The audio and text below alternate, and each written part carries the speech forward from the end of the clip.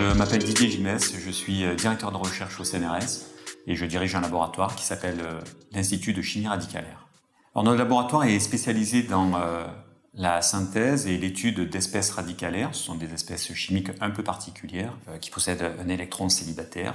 Et cet électron célibataire, eh bien, il va chercher à créer une liaison chimique en allant chercher un autre électron célibataire d'une autre molécule.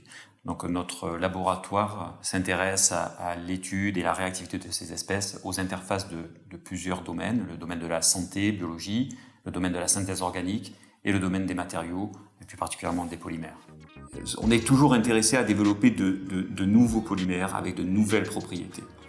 Comment y arriver ? Eh bien, c'est en contrôlant précisément la composition des chaînes, des macromolécules qui composent ces polymères. Et c'est exactement dans ce domaine que je travaille, c'est trouver des méthodes de chimie, des méthodologies qui permettent de contrôler précisément la composition des macromolécules qui composent des polymères. Alors, ces matériaux sont très intéressants parce qu'ils sont résistants et en fonction de leur composition, on peut moduler les propriétés mécaniques de résistance. Il y en a certains qui vont être très durs, d'autres qui vont pouvoir s'allonger, des matériaux qui sont transparents, d'autres qui seront conducteurs ioniques, des matériaux qui seront conducteurs électroniques. Donc voilà, il y a vraiment une large gamme d'applications. Récemment, je dirais qu'on a exploité ces méthodologies vraiment basées sur la chimie radicalaire pour faire des matériaux avec des propriétés spécifiques qui, selon moi, pourraient répondre à des enjeux socio-économiques importants,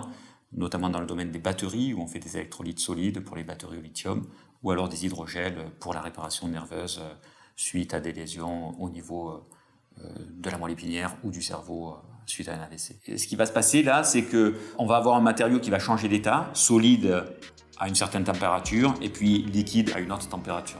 Je crois que pour que les matériaux aient un avenir, il faut concevoir des méthodes de synthèse qui soient simples à mettre en œuvre.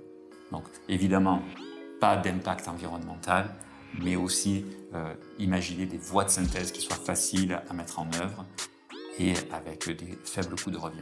La dépolymérisation me tient à cœur parce que je crois que c'est une possibilité pour résoudre toute une série de problèmes liés à l'utilisation des polymères.